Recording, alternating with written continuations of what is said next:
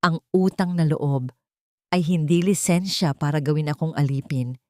Habang nagkuskos ako ng sahig na nakaluhod, naghahalikan sila sa mismong kama ako. Wala kang kwenta, Hale. Palamunin lang kita. Asik ng lalaking pinangakuan ko ng buhay, ngunit isang pirasong papel ang yayanig sa kanilang kaharian.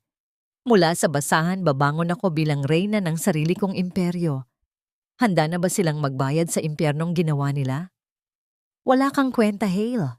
Isang palamunin na walang ibang alam gawin, kundi ang magpabigat sa pamilyang ito. Ang boses ni Miriam ay tumalas, na parang talim ng kutsilyo, humihiwa sa katahimikan ng madaling araw. Bawat salita niya ay punong-puno ng puot. Tila ba ang presensya ni Hale sa loob ng bahay na yon ay isang malaking kasalanan na kailangang bayaran bawat segundo. Sa gitna ng kusina, nananatiling nakayuko si Hale habang maingat na inihahanda ang paboritong agahan ni Luis. Ang halimuyak ng sinangag na niluto niya sa bawang at ang mausok na aroma ng kapeng barako ay pumapailan lang sa hangin. Mga pamilyar na amoy na dapat sana ay nagbibigay ng init ng tahanan. Ngunit para kay Hale, ang bawat pag-aasikaso niya ay isang tahimik na pag-aalay sa isang altar na hinding-hindi siya kikilalanin. Ang kanyang mga kamay na namumula dahil sa magdamag na paglalaba ay bahagyang nanginginig habang inilalapag ang plato sa lamesa. Sa kabila ng pagod at mga masakit na salitang natatanggap, ang tanging hangad niya ay ang makuha man lang ang kahit katiting na pagpapahalaga mula sa kanyang asawa. Maya-maya pa ay bumukas ang pintuan ng sala. Hindi ang pamilyar at mabigat na hakbang ni Luis ang narinig ni Hale, kundi ang pagtama ng matitulis na takong sa sahig na nagbibigay ng kakaibang ritmo ng yabag. Pumasok si Luis, ngunit hindi siya nag-iisa. Nakakapit sa kanyang braso ang isang babaeng mas bata, nakasuot ng isang hapit na bestidong kulay pula na tila sumisigaw ng karangyaan. Si Stella. Ang bawat paggalaw ng babae ay puno ng kumpiyansa, lalo na nang haplusin niya ang kanyang tiyan na bahagya ng bumubukol. "Hon, finally, we're here!" Malambing na wika ni Stella, ang boses ay tila sirang plaka sa pandinig ni Hale. Tumingin si Luis kay Hale nang walang bahid ng pagsisisi. Ang kanyang mga mata ay kasing lamig ng yelo sa madaling araw. Walang pag-aalinlangan niyang ipinakilala ang babae sa harap mismo ng kanyang asawa. Sinabi niya na si Stella ay magsisimula ng manirahan sa bahay na yon dahil kailangan nito ng alaga para sa dinadalang bata, ang anak na matagal nang inaasam ni Luis ngunit hindi na ibigay ni Hale. Ang mundo ni Hale ay tila huminto sa pag-ikot. Ang bawat salita ni Luis ay parang mabibigat na bato na dumudurog sa kanyang dibdib. Higit pa rito, idineklara ni Miriam na kailangang bakantehin ni Hale ang kanilang silid-tulugan upang doon patuluyin si Stella, habang si Hale ay palilipatin sa isang maliit na kwarto sa likod na dating imbakan ng mga lumang gamit. Ang silid na naging saksi sa kanyang mga pangarap bilang asawa ay ibibigay sa babaeng sumira ng kanyang pamilya. Dahan-dahang pumasok si Hale sa kanilang silid upang kunin ang kanyang mga gamit. Sa gitna ng nagkakagulong damdamin, nakita niya ang isang puting polo ni Luis na nakasampay sa upuan. Sa kabila ng lahat, hindi niya napigilang abutin ito. Gamit ang kanyang mga daliri, maingat niyang hinaplos ang mga tahi sa balikat ng polo. Pilit na inaayos ang bawat gusot nito. Ito ang maliit na piraso ng kanyang pagmamahal na nananatili pa ring buo. Isang doykwen na hindi kayang burahin ng kahit anong sakit. Ngunit nang maamoy niya ang babang pabango na hindi sa kanya, mabilis niyang binitawan ang tela na parang napapaso. Nang bumalik siya sa kusina upang kumuha ng mainit na tubig para sa tsaa ni Miriam, hindi sinasadyang nasagi ni Stella ang kanyang siko. Ang baso ng mainit na tubig ay natapon. Dumaloy ang nakapapapong likido sa mubandanay ni Hale. Napasinghap siya sa hapdi. Ang kanyang balat ay agad na namula at humapdi. Ngunit sa halip na tulungan, mabilis na lumapit si Luis kay Stella. Niyakap ito at tinanong kung nabasa ba ang damit nito. Ni hindi man lang sulyap ay hindi binigyan ni Luis ang kanyang asawa na kasalukuyang tinitiis ang pisikal na sakit. Tumayo lamang si Hale sa isang sulok, pinapanood ang tatlong tao na tila isang buong pamilya habang siya ay nananatiling isang estranghero sa sarili niyang pamamahay. Ang mga giyatis ng tubig mula sa kanyang mga mata ay pumatak ng walang tunog, humahalo sa natapong tubig sa sahig. Sa labas ng tarangkahan, isang itim na sasakyan ang dahan-dahang huminto. Ang madilim na salamin nito ay tila nakamasid sa bawat tagpo sa loob ng bahay. Habang nakatayo sa gitna ng kanyang pagkawasak, isang katanungan ang paulit-ulit na bumubulong sa isipan ni Hale. Hanggang kailan niya kayang tiisin ang pagiging anino sa isang buhay na dati ay sa kanya? Naglalakad si Hale sa gilid ng kalsada habang ang hapdi ng paso sa kanyang kamay ay tila sumasabay sa bawat pintig ng kanyang pusong nagdurusa. Ang sikat ng araw ay tila nanunuot sa kanyang balat. Ngunit ang mas matinding init ay nagmumula sa mga matang nakamasid sa kanya mula sa mga bintana ng mga kapitbahay. Ang mahihinang bulong na tila kuskos ng mga tuyong dahon sa semento ay humahabol sa kanyang bawat hakbang. Alam niya ang takbo ng usapan, ang tsismis tungkol sa asawa niyang nagdala ng ibang babae sa bahay at ang kanyang pananatili roon bilang isang aninong walang boses. Sa maliit na tindahan sa kanto, tanging ang tunog ng paggalaw ng mga barya sa ibabaw ng kahoy na mesa ang maririnig habang bumibili siya ng gamot. Ang tindera ay tumingin sa kanya ng may halong awa at pangungutya, isang tinging mas masakit pa kaysa sa pasong tinamo niya mula sa mainit na tubig. Sa sandaling iyon, ang langit ay biglang nagdilim at ang mga unang patak ng ulan ay nagsimulang bumagsak, lumilikha ng mga basang bilog sa tuyong lupa na mabilis na naging malawak na basa sa buong paligid. Isang makintab at itim na sasakyan ang dahan-dahang huminto sa kanyang tapat. Ang tunog ng gulong sa basang kalsada ay tila isang malalim na paghinga. Bumukas ang pinto at isang lalaki ang lumabas. Tanga ng isang malaking payong na agad niyang isinukob kay Hale. Ang lalaking ito, na si Raul, ay may tindig na puno ng awtoridad, ngunit ang kanyang mga mata ay nagtataglay ng isang uri ng lambot na matagal nang hindi nararamdaman ni Hale mula sa kahit kanino. Kumuha siya ng isang panyo na gawa sa mamahaling seda at marahang idinampi ito sa noo ni Hale upang tuyuin ang tumatagas na tubig ulan. Ang bawat haplos niya ay puno ng pag-iingat, tila ba natatakot siyang mabasag ang babaeng nasa harap niya.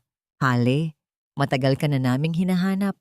Ang boses ni Raul ay mahinahon, ngunit bawat salita ay may bigat na tila yayanig sa pundasyon ng kanyang pagkatao.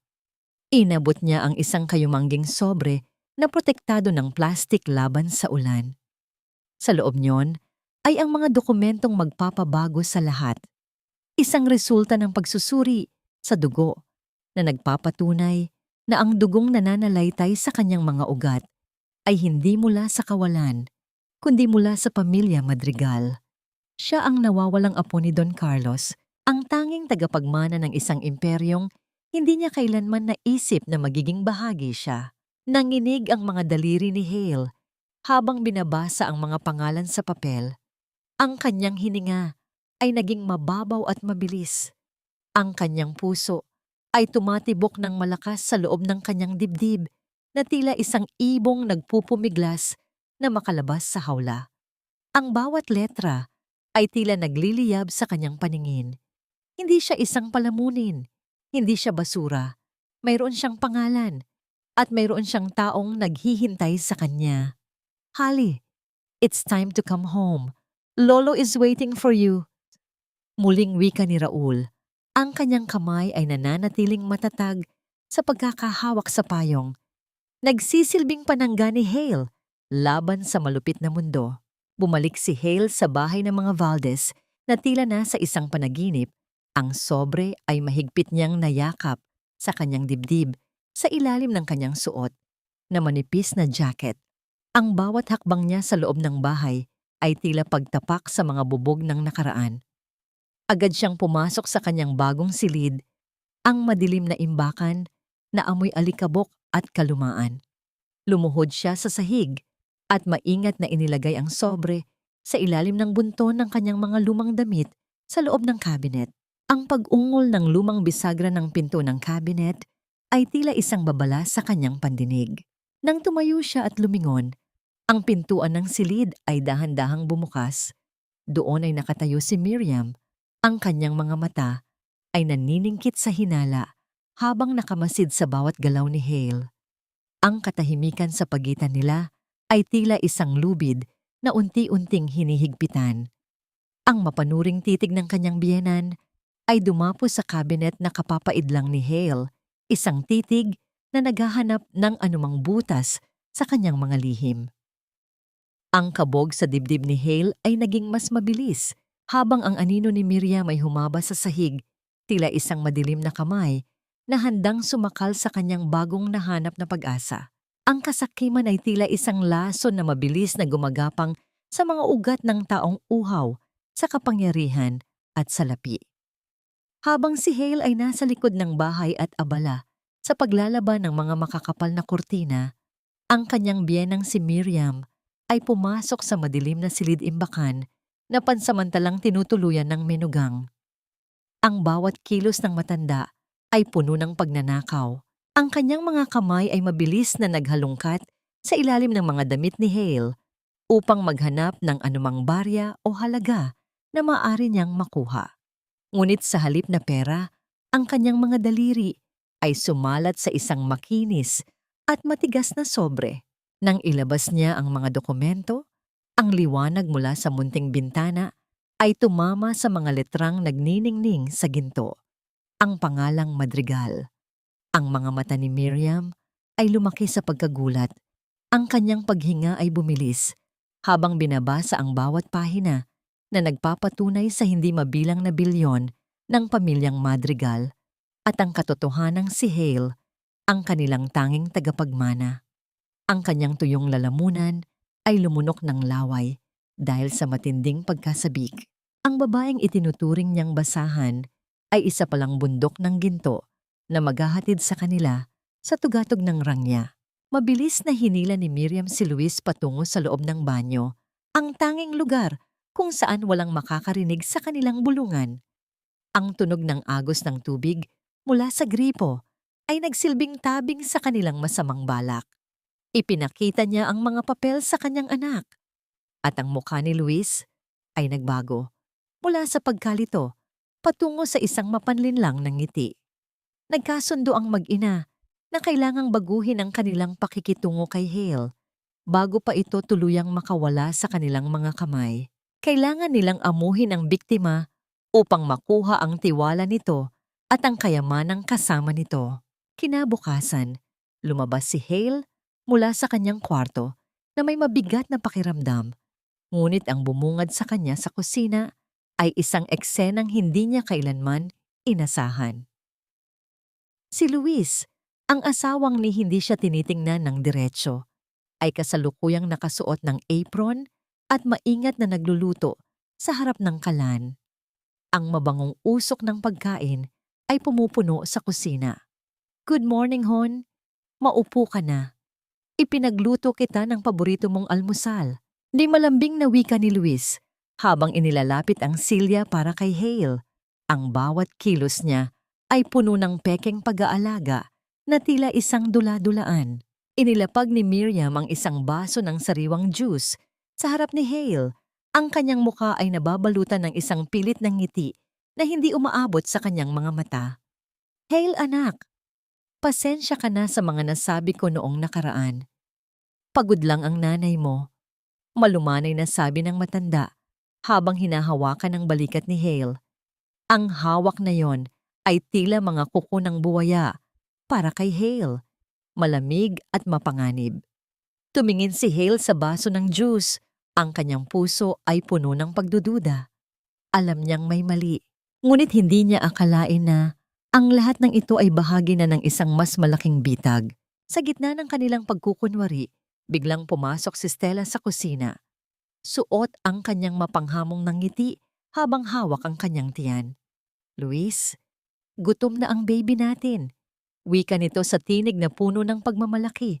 Ngunit bago pa man makasagot si Luis, mabilis na tumayo si Miriam. Ang kanyang kamay ay humataw sa hangin at tumama sa pisngi ni Stella. Ang tunog ng palad na tumama sa balat ay nagpatigil sa lahat ng ingay sa paligid. Ang pisngi ni Stella ay agad na namula at ang kanyang mga mata ay napuno ng luha sa gulat at sakit. Lumayas ka rito, Malandi. Wala kang lugar sa pamilyang ito. Sigaw ni Miriam habang itinuturo ang pintuan. Si Hale lang ang tunay at nag-iisang manugang ko at hinding-hindi mo siya mapapalitan. Ang bawat salita ni Miriam ay tila isang deklarasyon ng katapatan. Ngunit para kay Hale, ang bawat salitang yon ay tila lason na binalot sa asukal. Pinanood ni Hale ang pag-iyak ni Stella at ang pananahimik ni Luis, isang katahimikang nagpapatunay na ang pag-ibig sa bahay na ito ay kasing babaw lamang ng tubig sa kanal. Ang tanong na nanunuot sa kanyang isipan ay hindi kung bakit sila nagbago, kundi hanggang saan ang kaya nilang gawin upang makuha ang kanyang kapalit. Ang paglisan ni Stella ay tila isang bagyong lumipas ngunit nag-iwan ng malalim na lamat sa loob ng tahanan ng mga Valdez. Habang hinihila ng mga gwardya, ang nagsisisigaw na babae palabas ng tarangkahan, ang tunog ng malakas na pagbagsak ng kahoy na pinto ay naghudyat ng katapusan ng kanyang pananatili sa buhay ni Luis. Walang bahid ng awa sa mga mata ni Miriam habang pinapanood ang babaeng dating itinatangi dahil sa dinadalang bata, habang si Luis naman ay nanatiling nakatayo sa isang sulok, nakayuko at hindi magawang tingnan ang kanyang dating kasintahan. Ang katahimikang bumalot sa sala ay tila isang makapal na kumot na nakakasakal, puno ng tensyon at hindi masabing mga lihim. Dali-daling nagtungo si Hale sa banyo upang doon ay makahinga ng malalim. Ang bawat sulok ng bahay na yon ay tila nagbago na sa kanyang paningin. Alam niya ang katotohanan, hindi dahil sa pagsisisi kaya nila pinalaya si Stella, kundi dahil sa gintong nakita nila sa kanyang pangalan. Ang mabilis na pintig ng kanyang puso ay tila isang tambol na nagbababala sa gitna ng katahimikan ng kanyang isipan. Inilabas niya ang kanyang lumang cellphone mula sa bulsa ng kanyang apron at sa pamamagitan ng nanginginig na mga daliri, tinawagan niya ang numerong ibinigay ni Raul. Raul, alam na nila. Nakita ni Mama ang mga papeles. Pabulong na wika ni Hale. Ang kanyang boses ay tila isang tuyong dahon na hinihipan ng hangin. Sa kabilang linya, maririnig ang mabigat na buntong hininga ni Raul, puno ng pag-aalala at proteksyon. Holly, leave that house now. I can fetch you right away. Delikado na ang manatili ka pa riyan, lalo na't alam na nila ang yaman mo. Mabilis na sagot ng abogado. Ang bawat salita ay punong-puno ng pagnanais na iligtas ang babaeng matagal na niyang hinahanap. Ngunit sa halip na sumunod, ang mga mata ni Hale ay tumingin sa salamin ng banyo. Nakita niya ang isang babaeng pagod, sugatan, at serye ng mga taon na puno ng pang-aapi. No, Raul, hindi pa oras. Hindi ako aalis ng basta-basta na tila ako pa rin ang talunan. I want them to feel the same weight of the chains they put on me. Gusto kong makita kung hanggang saan ang kayang gawin ng kanilang kasakiman bago ko ito tuluyang sirain. Ang boses ni Hale ay nagbago. Naging mas matatag at mas malamig kaysa sa yelo. Pinatay niya ang tawag bago pa man makapagsalita muli si Raul. Sa harap ng salamin, kumuha siya ng isang basang tuwalya at marahang pinunasan ng mga bahid ng luha sa kanyang pisngi. Ang bawat pahid ay tila pag-aalis ng kanyang lumang pagkatao. Ang hal na sunod-sunuran, ang hali na biktima. Paglabas niya ng banyo, agad siyang sinalubong ni Miriam na may dalang isang mangkok ng mainit na sabaw ng manok.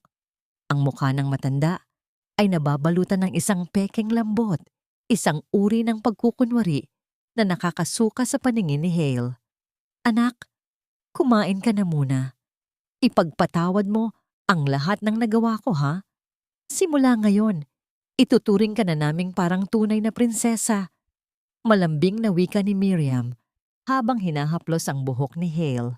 Ang bawat haplos na yon ay nagpadala ng kilabot sa gulugod ni Hale, ngunit hindi siya lumayo. Sa halip, pilit siyang ngumiti. Isang ngiting kasing lalim ng isang bangin. Nilapitan din siya ni Luis at hinawakan ang kanyang mga kamay. Ang mga kamay na dati ay ginagamit lamang niya upang itulak si Hale palayo. "I'm so sorry, Hale. Nabulag lang ako. But now I know who truly matters. Please give us another chance to prove our love for you." Pagsusumamo ni Luis, ang kanyang mga mata ay pilit na nagpapakita ng katapatan. Alam ni Hale na ang bawat salitang ito ay mantsado ng ambisyon at pagnanasa sa yaman ng mga madrigal, ngunit tumango siya ng dahan-dahan. Isang mahigpit na yakap ang ibinigay ni Miriam kay Hale, isang yakap na puno ng kaplastikan na sadyang ginawa upang itali siya sa kanilang pamilya. Habang nakasandal si Hale sa balikat ng kanyang biyenan, ang kanyang paningin ay nakatuon sa malayo. Sa labas ng bintana, kung saan unti-unti nang naglalaho ang sikat ng araw. Tinanggap niya ang kanilang mga paumanhin, hindi dahil naniniwala siya, kundi dahil sisiguraduhin niyang ang kanilang mga sariling kamay ang maghuhukay ng sarili nilang libingan. Ang tanong na nananatiling nakabitin sa hangin ay kung hanggang kailan niya kayang isuot ang maskara ng pagpapatawad bago sumabog ang galit na matagal na niyang kinikimkim sa loob ng kanyang nanunuyong puso. Ang bawat hakbang ni Hale, palayo sa tarangkahan ng mga Valdez, ay tila pagtatanggal ng isang mabigat na kadena na matagal nang nakagapos sa kanyang mga paa. Gamit ang dahilan ng pagpunta sa palengke upang mamili ng mga sangkap para sa hapunan, nagawa niyang makatakas mula sa mapanuring mga mata ni Miriam. Sa kanto ng kalsada, naghihintay ang itim na sasakyan ni Raul. Sa sandaling pumasok siya sa loob, ang malamig na hangin mula sa aircon at ang amoy ng mamahaling katad ay bumalot sa kanya, isang matinding kaibahan sa amoy ng usok at alikabok na kinagisnan niya sa loob ng maraming taon. Tahimik ang biyahe patungo sa isang tagong mansyon sa itaas ng burol. Si Raul ay paminsan-minsang sumusulyap sa kanya sa pamamagitan ng salamin. Ang kanyang mga mata ay puno ng isang uri ng paggalang na tila ba tinitingnan niya ang isang reynang nagbabalik mula sa pagkakatapon. Nang bumukas ang malalaking pintuan ng mansyon, ang bawat sulok ay nagniningning sa karangyaan. Ngunit hindi ang ginto ang kumuha ng atensyon ni Hale, kundi ang matandang lalaking nakaupo sa isang selyang may gulong sa gitna ng malawak na sala. Si Don Carlos Madrigal. Ang kanyang buhok ay kasing puti ng ulap at ang kanyang mukha ay inukit ng panahon at ng matinding pangungulila. Sa sandaling nagtagpo ang kanilang mga mata, ang matanda ay nanginig. Ang kanyang mga labi ay gumaralgal habang ang mga luha ay dahan-dahang gumugulong sa kanyang mga pisngi.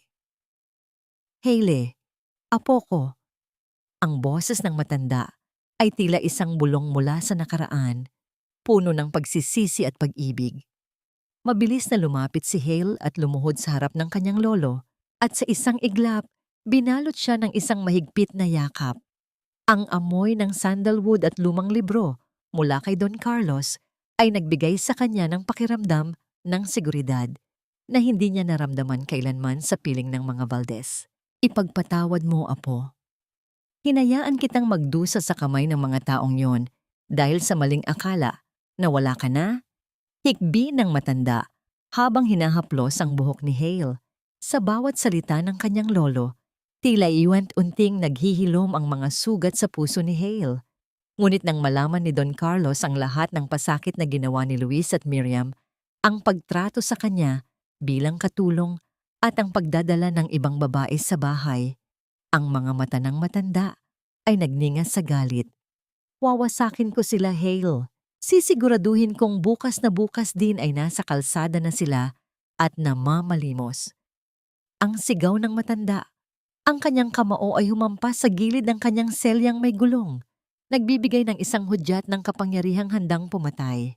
Ngunit hinawakan ni Hale ang kamay ng kanyang lolo, ang kanyang mga daliri ay marahang humaplos sa kulubot na balat nito. Lolo, huwag po. Ang mabilis na kamatayan ng kanilang karangyaan ay masyadong madali para sa kanila. Gusto ko silang panoorin na unti-unting nalulunod sa sarili nilang kasakiman. Hayaan niyo po akong ayusin ang lahat sa sarili kong paraan. Ang tinig ni Hale ay mahinahon, ngunit may talim na mas matalas pa kaysa sa kahit anong sandata. Sa gitna ng kanilang pag-uusap, kumuha si Don Carlos ng isang maliit na piraso ng tradisyonal na bibingka mula sa mesa at dahan-dahang inilapit ito sa bibig ni Hale, isang simpleng kilos ng pagkalinga na nagpabuhos sa mga luha ni Hale, isang pag-iyak ng isang batang muling nahanap ang kanyang tahanan. Bago siya ihatid pabalik ni Raul, may iniabot ang abogado sa kanya. Isang makintab at itim na card na may gintong tatak at isang makapal na folder na naglalaman ng mga detalye ng isang mapanganib at mapanlinlang na proyekto sa negosyo. Panahon na para mangisda, Hale. Ito ang mitya na magpapasabog sa kanilang mundo. Bulong ni Raul habang ang kanilang mga balat ay bahagyang nagkadikit ng tanggapin ni Hale ang card. Ang init ng ugnayang yon ay nagbigay ng kilabot sa kanyang puso, isang damdaming hindi niya inasahang mararamdaman pa muli. Habang nakasakay si Hale pabalik sa impyerno ng mga Valdez, tinitigan niya ang itim na card sa kanyang palad. Ito ang susi sa kanyang kalayaan at ang latigo na gagamitin niya sa kanyang mga kaaway. Ang tanong na bumabagabag sa kanyang isipan ay kung sapat na ba ang tibay ng kanyang puso kapag nakita na niyang nagmamakaawa ang mga taong minahal niya noon, o kung lalamunin din siya ng dilim na hatid ng paghihiganti. Ang bawat sulok ng tahanan ng mga Valdez ay tila puno ng mga aninong nagmamasid. Bawat bulong ng hangin ay may dalang pangamba. Pagbalik ni Hale mula sa kanyang lihim na pakikipagtagpo kay Don Carlos, dala niya ang isang folder na naglalaman ng mga papel na magsisilbing mitya ng katapusan para sa kanyang mga kaaway. Dahan-dahan niyang inilapag ang folder sa ibabaw ng lamesa sa silid kainan. Tinitiyak na ang pamagat nito tungkol sa isang malaking proyekto sa real estate ay madaling mapapansin.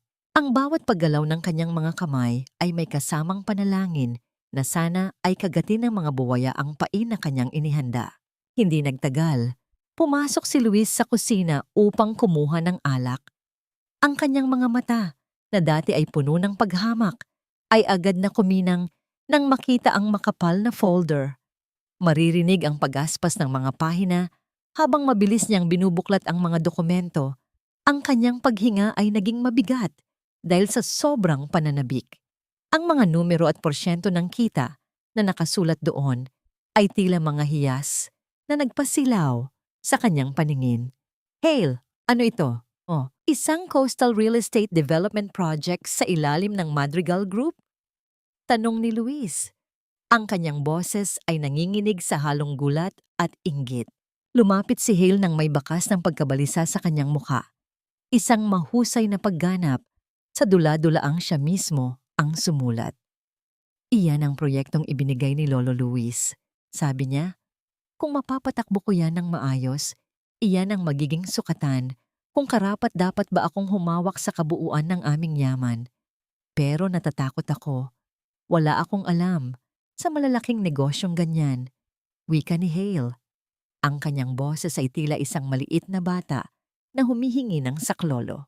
Ang bawat salita niya ay tila isang pang-akit na lalong nagpabaon sa kawit ng kasakiman sa lalamunan ni Luis. Agad na lumapit si Luis at hinawakan ang mga balikat ni Hale. Ang kanyang hawak ay mahigpit at tila ayaw nang bumitaw. Hon? Don't worry, nandito ako. Alam mo naman na ako ang eksperto sa ganitong mga bagay. I can manage this for you. Sa akin mo ipagkatiwala ang lahat ng operasyon at sisiguraduhin kong matutuwa ang lolo mo sa resulta. Hambog na pahayag ni Luis. Ang kanyang mukha ay nababalutan ng isang mapanlinlang ng ngiti. Ang kanyang isip ay hindi na nakatuon sa pagtulong kay Hale.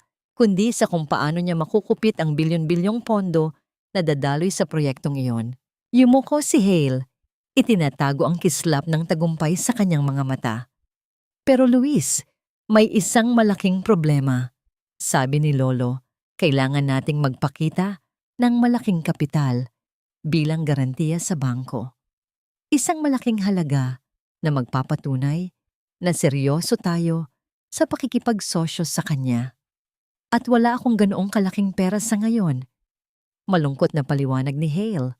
Ang kanyang mga daliri ay pinaglalaruan ng gilid ng kanyang apron.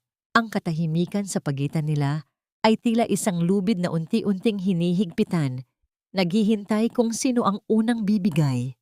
Sa sandaling iyon, lumabas si Miriam mula sa likod ng pintuan. Ang kanyang mga mata ay nanunulay sa bawat letrang nakasulat sa dokumento. Ang matanda ay tila isang hayop na nakakita ng biktima.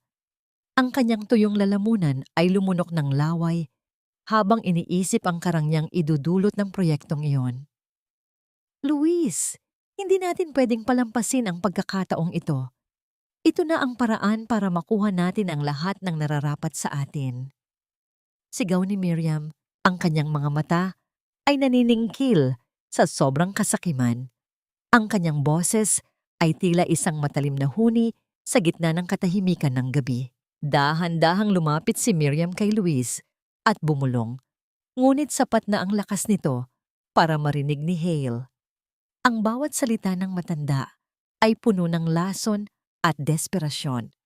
Isangla natin ang bahay na ito, Luis! Isama na rin natin ang lahat ng lupaing natitira sa atin at ang mga alahas ko. Gawin nating kapital ang lahat ng meron tayo dahil kapag pumasok na ang pera mula sa mga madrigal, mababawi natin ito ng 10 beses. Ang mga salitang iyon ay tila isang mitya na nagliyab sa loob ng silid. Ang pag-ungol ng hangin sa labas ng bintana ay tila sumasang-ayon sa isang desisyong magdadala sa kanila sa kailaliman ng kawalan. Habang si Hale ay nananatiling tahimik, hinihintay ang tunog ng pagbagsak ng unang bato sa gumuguho nilang kaharian. Ang gabi ay tila isang malawak na karagatan o katahimikan. Ran Joy duinyat ngan kat Hale. Tungok tukon yung Loy Joy cha. Pagkatapos ng mga sandali ng nakakasakal na pagkukunwari ni na Luis at Miriam sa loob ng bahay, nagtungo si Hale sa hardin sa likod. Ang malamig na simoy ng hangin ay tila humahaplos sa kanyang pagod na mukha. Isang tunay na ginhawa na hindi kayang ibigay ng mga huwad na yakap ng kanyang biyenan. Naupo siya sa isang lumang bangko sa ilalim ng malaking puno ng mangga, tinitingnan ang kanyang mga kamay na dati ay ginagamit lamang sa walang katapusang pagsisilbi. Ngunit ngayon ay may hawak ng kapangyarihan. Hindi nagtagal, isang pamilyar na anino ang lumitaw mula sa madilim na bahagi ng bakod. Si Raul. Hindi siya gumawa ng anumang ingay na sisira sa katahimikan ng gabi. Ngunit ang kanyang presensya ay sapat na upang magdala ng kakaibang init sa nanlalamig na puso ni Hale.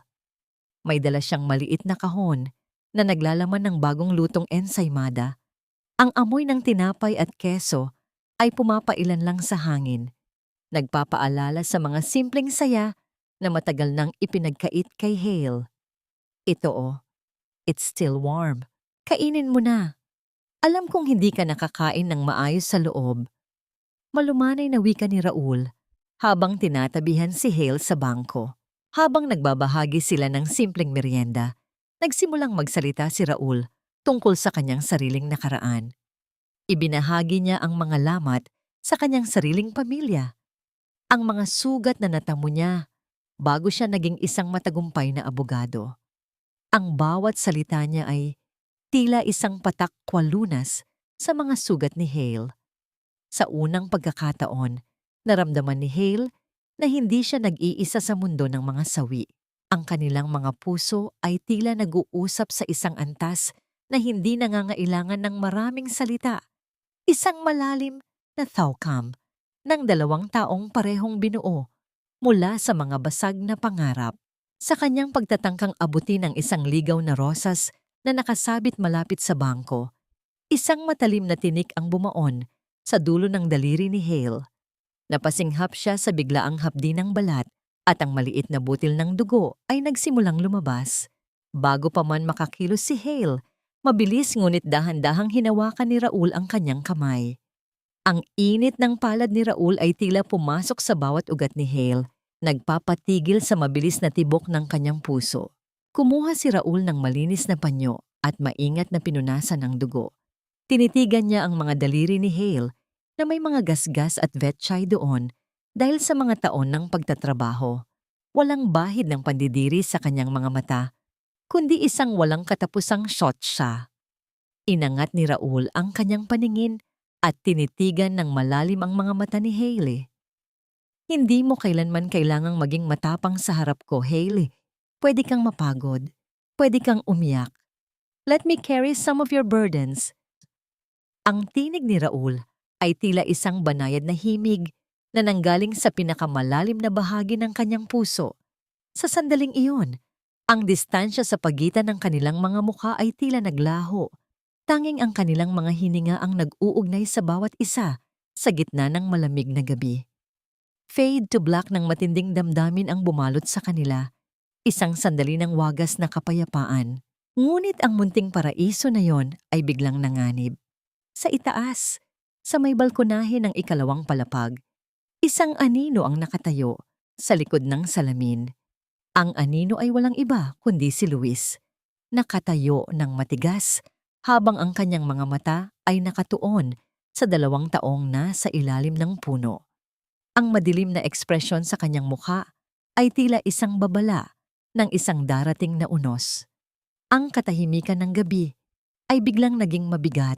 Nagiiwan ng isang nakalilitong tanong kung nakita ba ni Luis ang lahat at kung anong bagong sakit ang idudulot nito sa puso ni Hale na kasisimula pa lamang maghilom.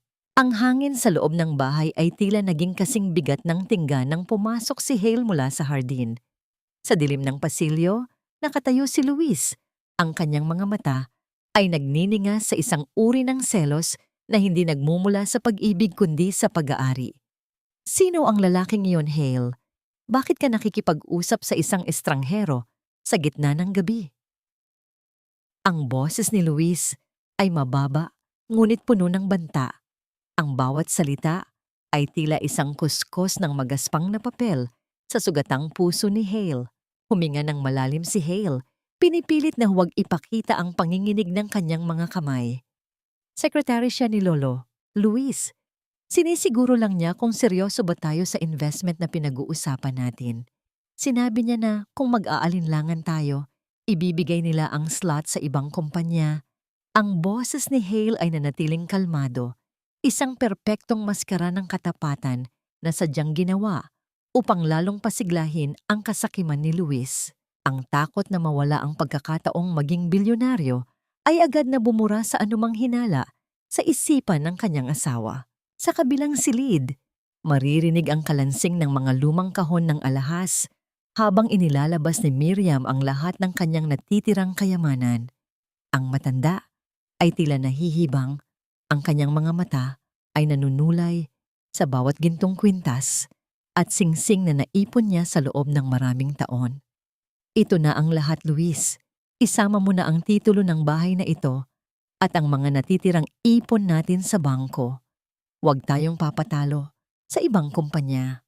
Ang tinig ni Miriam ay puno ng desperasyon. Ang kanyang mga daliri ay mabilis na humahaplos sa mga papeles na tila ba yun na ang huling salbabida sa gitna ng dagat. Nagtungo sila sa isang madilim na opisina ng mga loan shark kung saan ang amoy ng lumang sigarilyo at ang mabigat na presensya ng mga lalaking bumtron ay bumabalot sa paligid.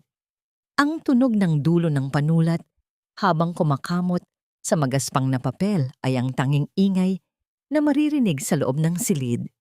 Walang pag-aalinlangang nilagdaan ni Luis ang mga dokumento. Isinusuko ang lahat ng meron sila para sa isang pangarap na gawa sa buhangin. Ang bawat pirma niya ay tila isang hatol sa kanyang sariling kapalaran. Ngunit sa kanyang paningin, ito ang susi sa kanyang kalangitan. Pag-uwi sa bahay, Inabot ni Luis ang isang malaking tseke kay Hale. Ang kanyang mukha ay nababalutan ng isang mapagkunwaring lambing. Para sa future ng pamilya natin ito, Hon. Ipinapakita ko lang sa lolo mo na kaya nating sumabay sa kanila. Wika ni Luis habang hinahawakan ang pisngi ni Hale, isang haplos na nagpadala ng matinding kilabot at pagkadiri sa babae. Tinitigan ni Hale ang tseke. Ang kanyang isip ay naglalakbay pabalik sa mga araw na kailangan pa niyang lumuha para lamang sa ilang sentimo mula sa asawa. Ngunit ngayon ay kusa nitong inihahain ang lahat sa kanyang paanan dahil sa pagkabulag sa salapi. Ngunit bago pa man makapagsalita si Hale, ang pintuan ng bahay ay biglang bumukas ng malakas dahil sa isang marahas na pagtulak mula sa labas. Pumasok si Stella. Ang kanyang buhok ay gulo-gulo at ang kanyang mga mata ay nanlilisik sa galit. Ang kanyang tiyan na bahagya ng malaki ay tila isang mabigat na pasanin habang naglalakad siya patungo sa gitna ng sala. Sinungaling! Wala siyang pera! Ang hiyaw ni Stella, ang kanyang tinig ay tumatama sa mga dingding ng bahay at nagpapatigil sa bawat pintig ng puso sa loob ng silid. Itinuro ni Stella si Hale sa pamamagitan ng kanyang nanginginig na daliri. Ang kanyang muka ay pulang-pula sa matinding emosyon. Luis, niloloko ka lang ng babaeng iyan. Nagtanong-tanong ako sa lumang baryo nila. Mamatay na raw ang lolo niyan sa hirap bago pa siya mawala. Isang hamak na pulubi lang ang pamilya niyan. Ang bawat salita ni Stella ay tila isang mitya na nagliyab sa gitna ng katahimikan. Ang mga mata ni Luis ay uwan-tunting nagbago mula sa kislap ng tagumpay patungo sa isang madilim na pagdududa habang dahan-dahan niyang ibinibaling ang kanyang paningin kay Hale na nananatiling tahimik at matatag sa gitna ng nagngangalit na unos. Ang bawat salitang binitawan ni Stella ay tila mga laso na napumatak sa gitna ng isang tahimik na lawa, lumilikha ng mga alon ng pagdududa na unti-unting lumalamon sa kaisipan ni Luis. Ang silid ay binalot ng isang nakabibinging katahimikan habang ang mga mata ni Luis ay unti-unting naniningkit. Ang kanyang dating mapagkunwaring lambing ay napalitan ng isang mapanganib na lamig. Tiningnan niya si Hale mula ulo hanggang paa. Tila ba tinitimbang kung ang babaeng nasa harap niya ay ang susi sa kanyang pangarap o isang bitag na gawa sa kasinungalingan. Totoo ba, Hale? Pinaglalaruan mo lang ba kami? Ang boses ni Luis ay tila isang babala ng darating na unos, mababa ngunit puno ng namumuong puot. Nananatiling matatag si Hale sa gitna ng sala. Ang kanyang mukha ay walang bakas ng takot, kahit na ang kanyang puso ay tila isang tambol na mabilis ang pagtibok. Ngunit bago pa man siya makasagot, ang katahimikan ng gabi ay muling nagulo ng tunog ng mabibigat na sasakyang huminto sa labas ng kanilang bakod. Ang pagtama ng malalakas na ilaw mula sa mga sasakyan ay pumasok sa loob ng bintana. Nagbibigay ng isang maliwanag na liwanag na tila naghahati sa kadiliman. Ang pagbukas ng mga pinto ng sasakyan at ang sabay-sabay na hakbang ng mga lalaking nakasuot ng itim na suit ay naghatid ng isang kakaibang tensyon sa paligid. Bumukas ang pangunahing pinto at pumasok ang isang pangkat ng mga lalaking may matitigas na anyo. Dala ang ilang malalaking kahon na nababalutan ng marangyang pilus. Mula kay Don Carlos Madrigal para sa kanyang paboritong apo na si Hale, ang dila ng pinunong bodyguard ay matatag at puno ng paggalang. Sa harap ni na Luis at Miriam, binuksan nila ang mga kahon, ang kislap ng mga diamante, ang ningning ng mga gintong alahas, at ang halimuyak ng mga mamahaling gamit na gawa sa ibang bansa ay agad na pumuno sa silid. Ang bawat hiyas ay tila sumisigaw ng katotohanang mas matimbang kaysa sa anumang tsismis mula sa kalsada. Ang mukha ni Miriam ay agad na nagbago mula sa pag-aalinlangan patungo sa isang tila nahihibang na tuwa. Ang kanyang mga mata ay nagniningning habang hinahaplos ang mga mamahaling tela. Ang kanyang kasakiman ay muling nag-apoy ng mas matindi kaysa noon. Mabilis siyang lumingon kay Stella na nakatayo pa rin doon, gulat at hindi makapaniwala. Sabi ko na nga ba, malandi ka lang talaga. Inggit ka lang kay Hale dahil hindi mo kailanman maaabot ang kalingkingan niya. Sigaw ni Miriam habang itinutulak ang buntis na babae patungo sa pintuan. Walang bahid ng pag-aalinlangan sa kanyang boses habang inuutusan ang mga bodyguard na talsikin si Stella palabas ng kanilang bakod. Make ang pag-iyak nito at ang pagtawag sa pangalan ni Luis. Tumingin si Luis kay Stella sa huling pagkakataon, ngunit sa halip na awa, ang tanging makikita sa kanyang mga mata ay ang takot na mawala ang lahat ng yaman na nasa harap niya ngayon. Pinanood niya ang pagsasara ng pinto sa mukha ng babaeng nagdadala ng kanyang anak. Pinipiling manahimik alang-alang sa mga gintong nakalatag sa kanyang mesa. Ang bawat hikbi ni Stella na unti-unting humihina sa labas ay tila isang musika ng pagkatalo, habang ang pamilya Valdez ay muling lumuluhod sa harap ng kapangyarihan ng salapi. Tumayo si Hale sa isang sulok, pinagmamasdan ng kanyang asawa at biyenan na tila mga gutom na hayop na nag-aagawan sa mga regalong dala ng mga madrigal. Ang bawat tawa ni na Luis at Miriam ay tila isang insulto sa kanyang pagkatao, isang patunay na ang kanilang katapatan ay may presyo.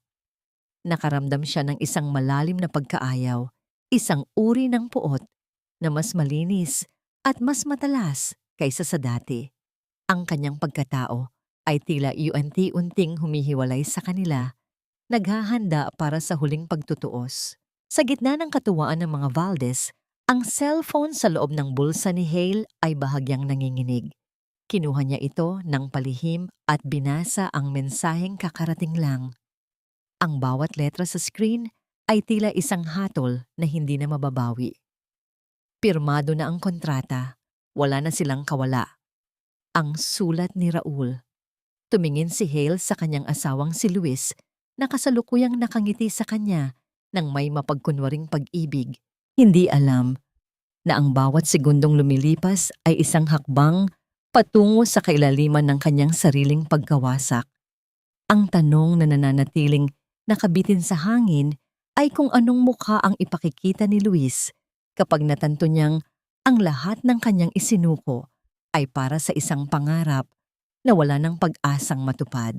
Ang bawat pintig ng oras ay tila isang mabagal na paghila ng mitsa patungo sa isang pagsabog na walang sino man ang nakakaalam, kundi si Hale.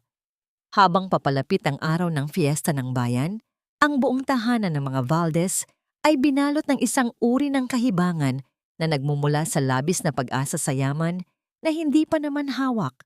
Si Miriam ay naglalakad sa kalsada na tila ba pag-aari niya ang bawat lupang tinatapakan ng kanyang mga paa. Nakasuot siya ng isang bagong tahi na bestidong puno ng mga borloloy. Ang kanyang leeg at mga braso ay nababalutan ng mga gintong tila sumisigaw ng kanyang bagong katayuan. Sa bawat kapitbahay na kanyang madaanan, lalo na ang mga dating nanunuya sa kanya, ang kanyang mga salita ay tila mga latigo ng paghihiganti.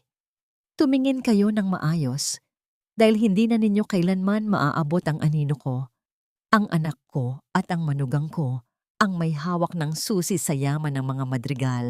Yang kanyang tinig ay tumatama sa mga dingding ng mga bahay, puno ng kayabangan na tila hindi na natatakot sa bukas. Samantala, si Luis ay hindi rin nagpahuli sa pagpapakita ng kanyang huwad na kapangyarihan. Kumuha siya ng isang bagong sasakyan sa pamamagitan ng utang, isang makintab na kotseng tila isang itim na hiyas sa ilalim ng sikat ng araw. Ipinaparada niya ito sa harap ng mga kaibigan, nagyayabang tungkol sa kanyang posisyon bilang tagapamahala ng isang bilyon-bilyong proyekto. Ang tunog ng makina ng sasakyan habang ito ay bumubuga ng usok ay tila isang musika ng tagumpay sa kanyang pandinig. Sa kanyang isip, siya na ang bagong hari ng negosyo.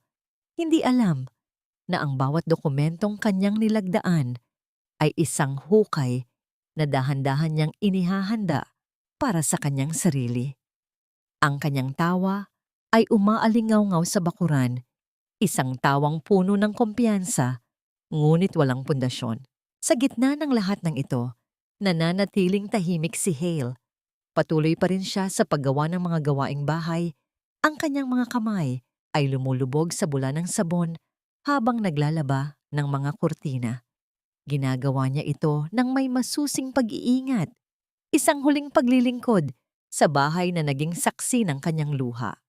Nang makita siya ni Miriam na nakaluhod at nagkukuskus ng sahig, ang matanda ay lumabas mula sa kusina na may bitbit na baso ng tsa.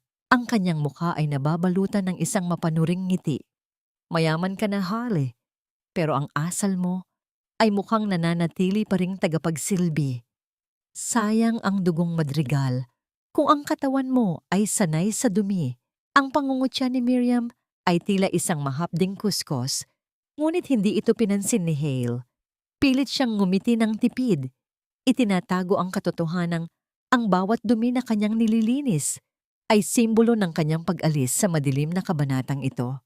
Nang sumapit ang gabi at ang lahat ay himbing na sa tulog, dahan-dahang tumayo si Hale mula sa kanyang higaan. Inilabas niya ang isang maliit na maleta mula sa ilalim ng kanyang kama.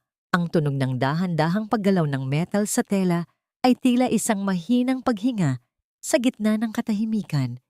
Hindi niya dinala ang mga mamahaling gamit na ibinigay ni Don Carlos.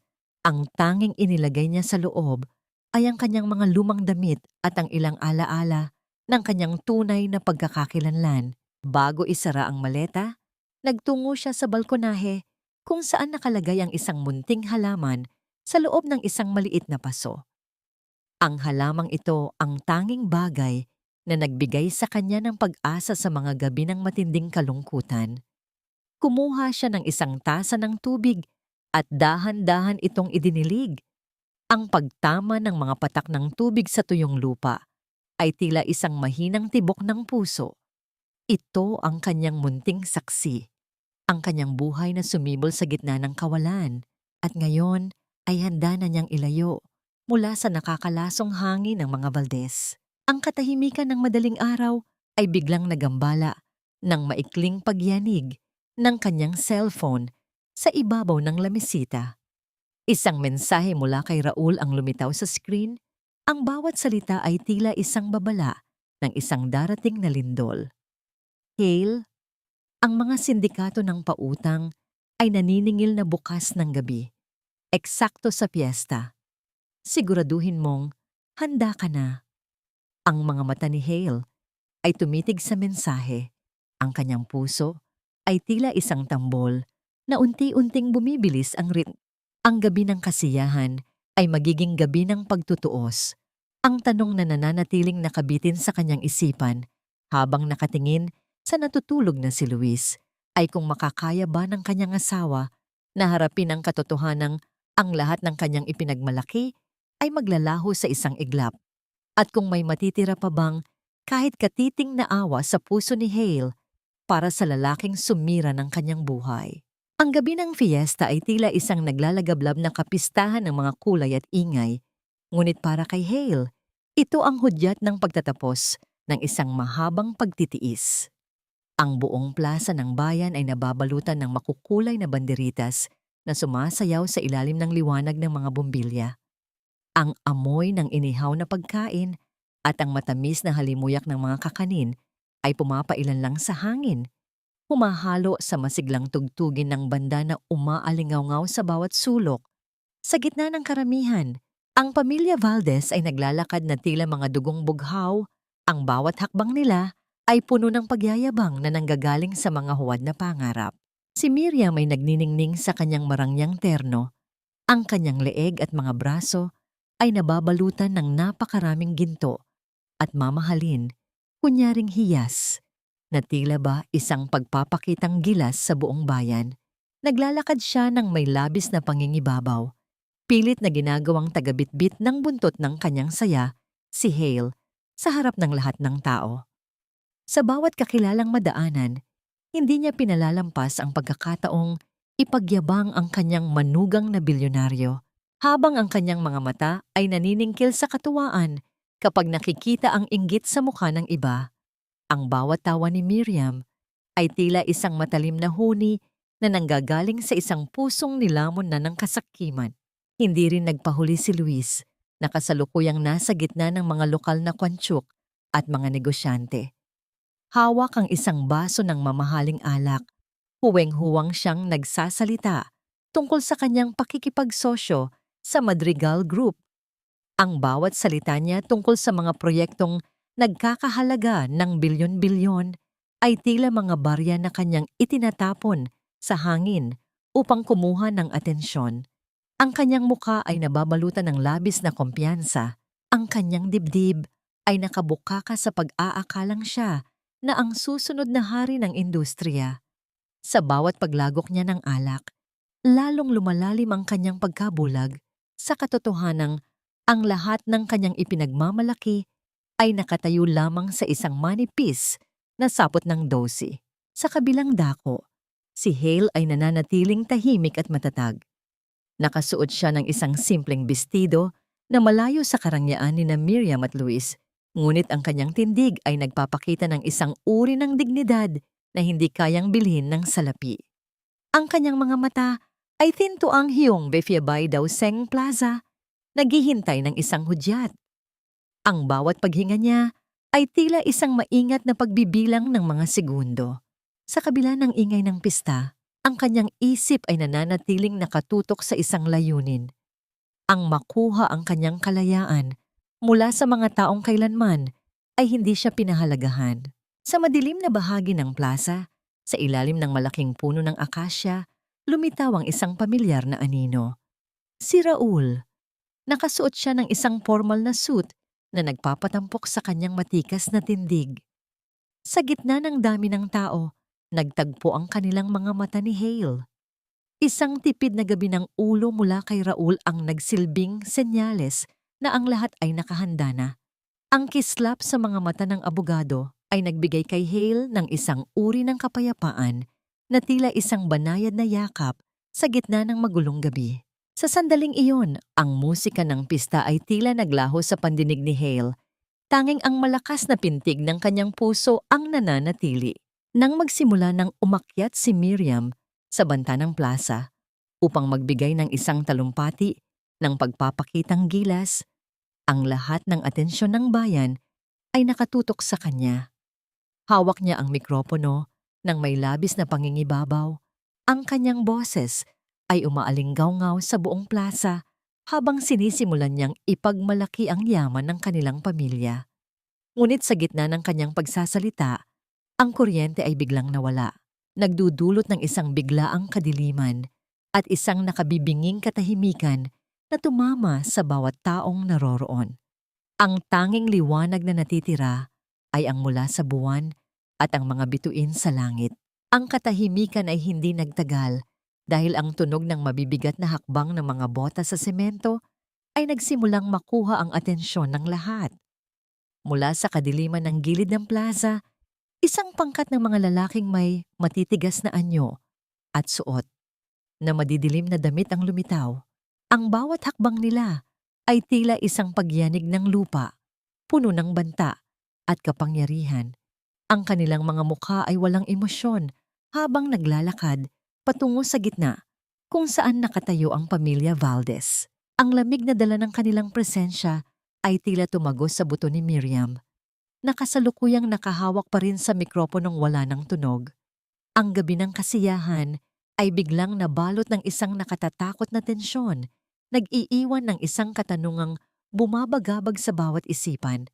Sino ang mga lalaking ito at anong gulo ang dala nila sa gitna ng gabi ng fiesta? Ang bawat piraso ng papel na ibinato ng pinuno ng mga lalaki ay lumipad sa hangin bago lumapag sa semento. Tila mga puting ibon na nagdadala ng balita ng kamatayan sa gitna ng pista. Ang katahimikan sa plaza ay naging kasing bigat ng tingga habang ang bawat mata ng mga kapitbahay ay nakatuon kay Luis. Nakasalukuyang nanginginig ang buong katawan. Ang lalaking may matigas na anyo at malaking peklat sa mukha ay humakbang ng malapit. Ang kanyang presensya ay tila isang madilim na ulap na lumalamon sa liwanag ng buwan. Nasaan ang pera namin, Valdez? Ang proyektong sinasabi mo ay isang malaking kahangalan, isang multong kumpanya na hindi kailanman naging totoo. Ang sigaw ng lalaki ay tumama sa mga dingding ng mga gusali sa paligid. Bawat salita ay tila isang sampal sa mukha ng pamilya Valdez. Ang mukha ni Luis na kanina ay punong-puno ng kayabangan ay uwant-unting nawalan ng kulay. Naging kasing puti ng mga papel na nakakalat sa kanyang paanan. Ang kanyang mga mata ay nanlilisik sa takot habang lilingon-lingon sa paligid, naghahanap ng anumang paraan upang makatakas sa kahihiyang ito. Sa kanyang desperasyon, mabilis siyang lumapit kay Hale at hinawakan ang mga balikat nito ng mahigpit. Ang kanyang mga daliri ay nag-iiwan ng marka sa balat ng babae. Hale, hale, gawin mo ang nararapat. Tumawag ka sa lolo mo. Gamitin mo ang pera ng mga madrigal para bayaran ang mga taong ito. Ngayon din. Ang pagsusumamo ni Luis ay tila isang asong nagmamakaawa. Ang kanyang tinig ay gumaralgal sa takot at kahihiyan sa harap ng buong bayan. Dahan-dahang inalis ni Hale ang mga kamay ni Luis mula sa kanyang balikat. Ang kanyang paggalaw ay puno ng isang uri ng dignidad at lamig na tila yelo na nanggaling sa pinakamalalim na bahagi ng dagat. Wala siyang sinabing kahit isang salita. Ngunit ang kanyang titig ay tila isang hatol na hindi na mababawi. Naglakad siya palayo kay Luis. Ang bawat hakbang niya sa ibabaw ng mga dokumento ng utang ay tila pagtapak sa mga labi ng kanyang nakaraan. Huminto siya sa tabi ni Raul, nakasalukuyang nakatayo, ng matikas at handang magsilbing kuta ni Hale laban sa anumang panganib. Inangat ni Raul ang isang dokumento na may opisyal na tatak ng pamahalaan. Ang kanyang boses ay naging matatag at puno ng awtoridad sa gitna ng kadiliman. Walang proyektong nagaganap, Luis. At dahil sa paggamit mo ng mga huwad na dokumento para makakuha ng pautang, ikaw ay kasalukuyang nahaharap sa mga kasong falsification of documents at estafa. Ang bawat barya na kinuha mo ay naging mitya ng sarili mong kulungan. Ang bawat pahayag ni Raul ay tila isang pako na ibinabaon sa kabaong ng mga pangarap ni Luis. Ang mga bulungan ng mga tao sa paligid ay naging mas malakas. Ang tsismis na dati ay pabor sa kanila ay naging isang malupit na tawanan at pangungutya. Sa likuran, si Miriam ay tila nawalan na ng lakas upang manatiling nakatayo. Ang kanyang mukha ay nababalutan ng isang matinding gulat at pandidiri sa sarili. Sa gitna ng kanyang labis na pagkabalisa, ang kanyang mga tuhod ay bumigay at siya ay bumagsak sa semento.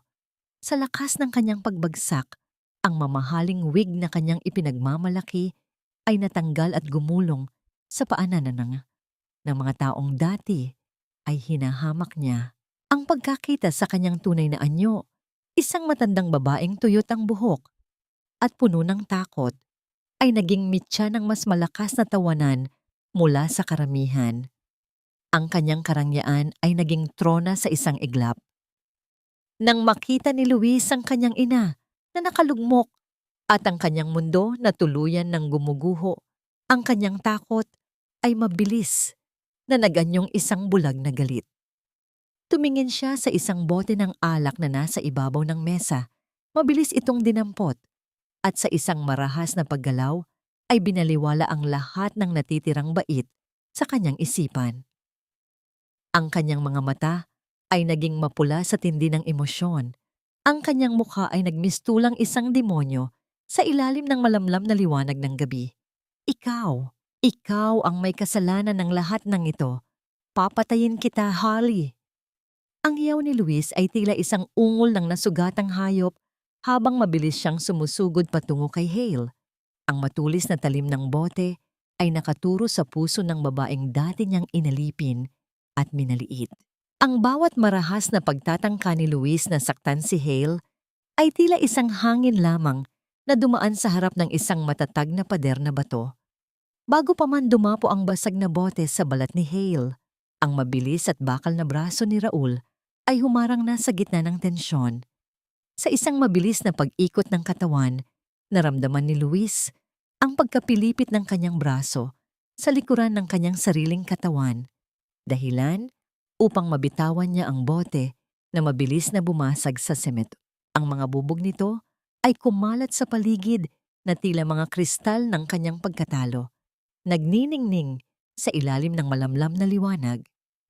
Ang bawat ungol ng sakit mula kay Luis ay tila isang mahinang huni sa gitna ng namumuong katahimikan ng buong bayan. Sa sandaling iyon, ang paligid ay nabalot ng malakas na liwanag mula sa mga ilaw ng malalaking sasakyang dekalidad na dahan-dahang huminto sa paligid ng plaza. Ang bawat pinto ng sasakyan ay bumukas ng sabay-sabay at ang mga lalaking nakasuot ng uniforme ng seguridad ay mabilis na pumalibot sa lugar. Tila isang kuta na nagpoprotekta sa kanilang reyna. Mula sa gitna ng mga gwardiya, lumabas si Don Carlos Madrigal sa kanyang selyang may gulong. Ang kanyang anyo ay punong-puno ng awtoridad at galit na hindi na kayang itago ng kanyang matatandang mga mata. Huwag na huwag ninyong kakalimutan ang araw na ito dahil ito ang huling pagkakataon na makikita ninyo ang liwanag ng laya bago kayo mabulok sa dilim. Ang tinig ng matanda ay umaalingaw-ngaw sa buong plaza. Bawat salita ay may bigat ng isang opisyal na hatol na hindi na mababawi. Dahan-dahang lumapit si Hale sa kanyang asawa na kasalukuyang nakaluhod sa semento habang pinipigilan ng mga gwardya. Ang bawat hakbang ni Hale ay puno ng isang uri ng kapangyarihan na matagal nang nabaon sa ilalim ng kanyang mga taon ng sakripisyo. Tinitigan niya si Luis ng diretso sa mga mata. Ang mga matang dati ay puno ng takot, ngunit ngayon ay kasing talim na ng isang espada ng katarungan. Kumuha si Hale ng isang sobre mula sa kanyang bag at inilabas ang isang papel na may opisyal na selyo. Ito ang kalayaan na matagal mo nang ipinagkait sa akin, Luis, wika ni Hale. Ang kanyang boses ay naging kasing lamig ng hangin sa hating gabi. Ibinato niya ang dokumento sa mukha ni Luis. Ang dahan-dahang pagbagsak ng papel sa semento ay tila isang huling hudyat ng pagwawakas ng kanilang pagsasama. Ang bawat letra sa dokumentong yon ay sumisigaw ng katotohanang ang kanilang kasal ay wala ng bisa at ang lahat ng koneksyon ay tuluyan ng naputol. Luis, Miriam, bawat butil ng kanin na kinain ko sa bahay ninyo ay binayaran ko na ng libu-libong patak ng pawis at luha sa loob ng maraming taon. Ang utang na loob na lagi ninyong isinusum. Ang yamanita ay matagal ng bayad at ang labis na sinisingil ninyo ay kinuha na ng inyong sariling kasakiman. Ang bawat pahayag ni Hale ay tila isang paglilinis sa kanyang sariling kaluluwa. Tiningnan niya si Miriam na kasalukuyang gumagapang sa lupa. Ang mga kamay nito ay marumi sa alikabok at ang mukha ay nababalutan ng luha habang tinatangkang hawakan ang dulo ng sapatos ni Hale upang humingi ng awa. Huwag mo akong hahawakan.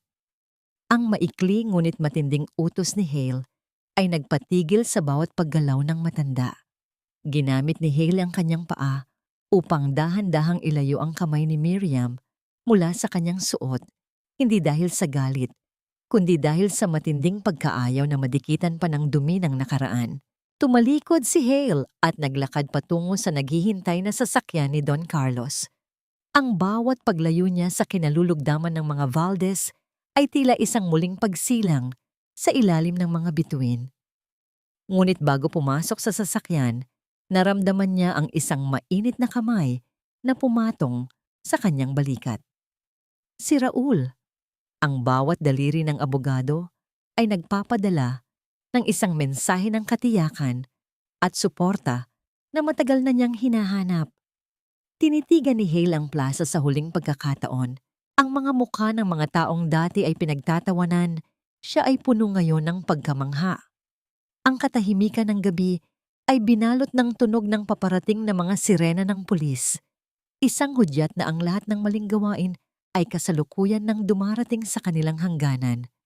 Ang tanging katanungan na nananatiling nakatatak sa puso ni Hale ay kung may matitira pa bang puwang para sa isang tunay na pag-ibig sa gitna ng mga abo ng kanyang winasak na nakaraan.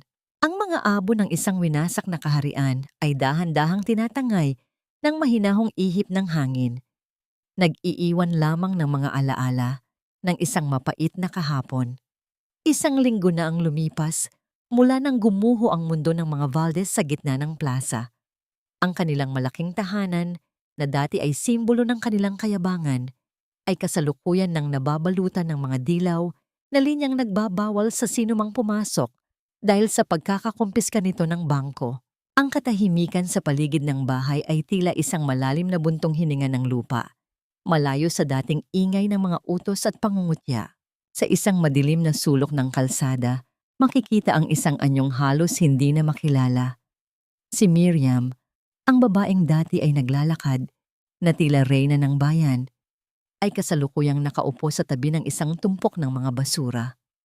Ang kanyang marangyang terno ay punit-punit na at marumi, at ang kanyang mga mata ay walang patutunguhan habang ang kanyang mga labi ay dahan-dahang gumagalaw, bumubulong ng mga pangalan at halaga ng perang hindi na kailanman magiging sa kanya. Ang bawat tao na dumadaan ay umiiwas ng may halong pandidiri at awa.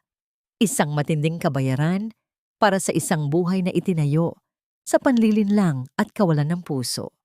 Ang kanyang katinuan ay tila naglaho na kasabay ng kanyang yaman.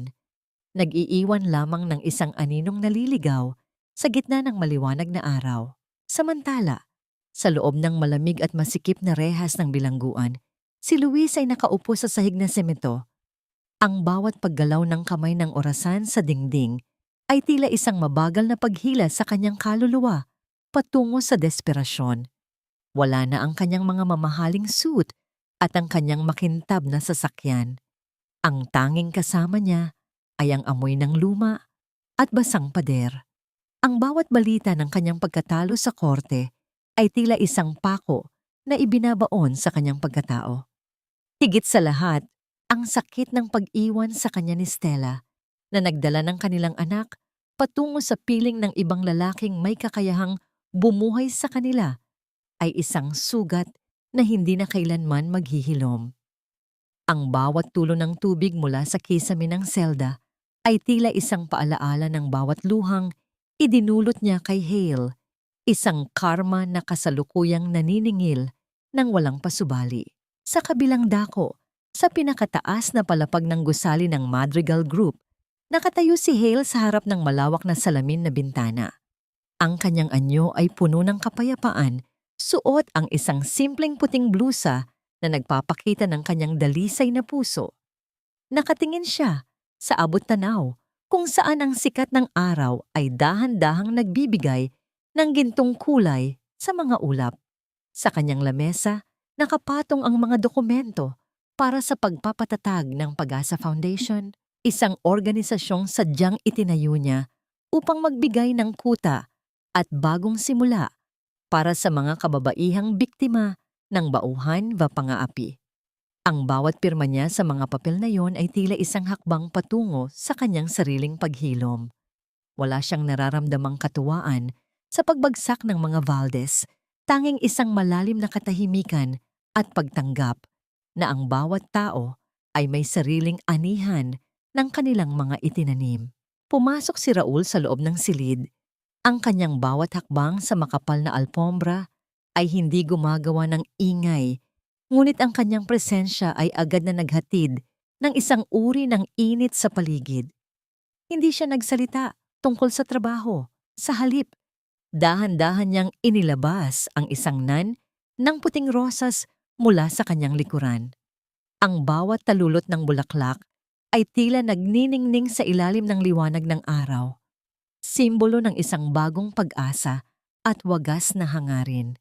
You've worked hard, Hale. Oras na para sarili mo naman ang isipin mo. Malumanay na wika ni Raul. Ang kanyang boses ay tila isang banayad na haplos sa gitna ng malamig na silid. Lumapit si Raul at tumayo sa tabi ni Hale. Ang kanilang mga balikat ay bahagyang nagkakalapit habang pareho nilang pinagmamasdan ang ganda ng mundo sa labas. Ang katahimikan sa pagitan nila ay hindi na nakakasakal. kundi puno ng mga hindi masabing pangako ng isang bukas na mas maliwanag. Tumingin si Hale sa puting rosas at pagkatapos ay kay Raul. At sa unang pagkakataon, sa loob ng maraming taon, ang isang tunay at matamis na ngangiti ay gumuhit sa kanyang mga labi. Ang bawat pintig ng kanyang puso ay tila isang awit ng pasasalamat. Ngunit sa likod ng kanyang isipan, isang munting katanungan ang dahan-dahang sumisibol. Handa na nga ba siyang muling magbukas ng puso para sa isang lalaking handang itayaa ang lahat para sa kanya? O ang mga lamat ng nakaraan ay sadyang masyadong malalim pa upang tuluyang malimutan? Ang bawat daloy ng panahon ay tila isang mahusay na manghahabi. Dahan-dahang binubuo ang mga punit-punit na bahagi ng buhay ni Hale upang maging isang magandang obra maestra ng pag-asa. 2 taon na ang mabilis na lumipas mula nang huling beses niyang narinig ang mga boses ni na Luis at Miriam. Ngayon, ang sikat ng araw ay dahan-dahang lumulubog sa abot tanaw. Nagbibigay ng kulay kahel at lila sa malawak na hardin ng Pag-asa Foundation. Ang halimuyak ng mga namumukadkad na sampagwita ay humahalo sa amoy ng sariwang damo.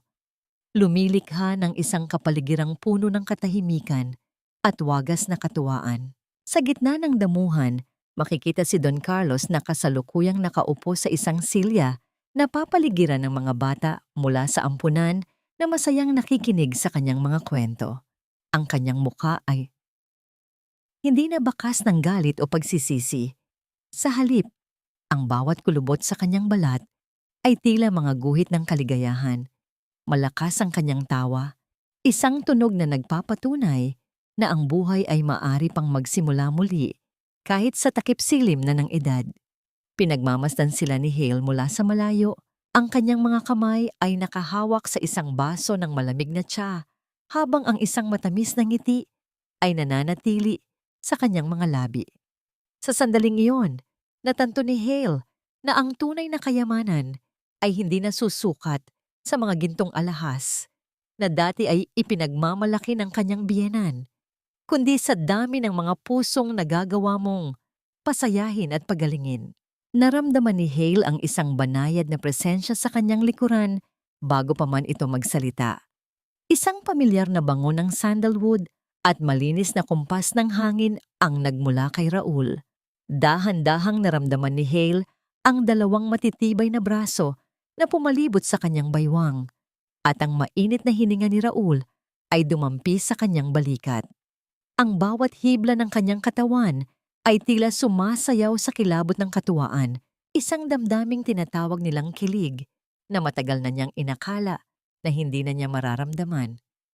Tapos na ang ulan, mahal ko. Ang langit ay mananatiling asul para sa atin. Malambing na bulong ni Raul. Ang kanyang tinig ay tila isang himig na nagpapatigil sa bawat sakit ng nakaraan. Humarap si Hale sa lalaking nanatili sa kanyang tabi noong siya ay isang anino pa lamang. Hinawakan niya ang mukha ni Raul. Ang kanyang mga daliri ay marahang humahaplos sa balat nito na tila ba tinitiyak na ang lahat ng ito ay hindi isang panaginip. Ang bawat pintig ng kanilang mga puso ay tila iisang ritmo na lamang, puno ng pangako at katapatan. Salamat Raul, salamat dahil itinuro mo sa akin na ang pag-ibig ay hindi dapat maging isang tanikala, kundi isang pakpak upang lumipad. Wika ni Hale, ang kanyang boses ay nanginginig sa sobrang emosyon. Sa sandaling iyon, ang huling bakas ng puot para sa mga Valdez ay tuluyan ng natunaw. Pinatawad na ni Hale ang nakaraan, hindi dahil karapat-dapat ang mga nanakit sa kanya, kundi dahil karapat at dapat ang kanyang puso sa isang buhay na malaya sa galit. Dahan-dahang iniyuko ni Raul ang kanyang ulo at idinampi ang kanyang mga labi sa noo ni Hale, isang halik na puno ng paggalang at wagas na pagsinta.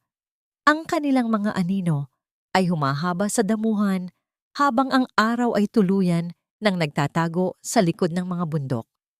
Ang katahimikan ng gabi ay binalot ng isang mainit na yakap, isang pagtatapos na siya ring simula ng isang kwentong hindi na muling mababahiran ng luha ng pang-aapi. Natutunan ni Hale na ang bawat sugat ay may layunin at ang bawat biktima ay may kakayahang maging isang reyna ng kanyang sariling kapalaran. Sa ilalim ng unang bituin ng gabi, ang dalawang kaluluwa ay nanatiling magkayakap, handang harapin ang bukas ng may sapat na lakas, tiwala at wagas na pagmamahal.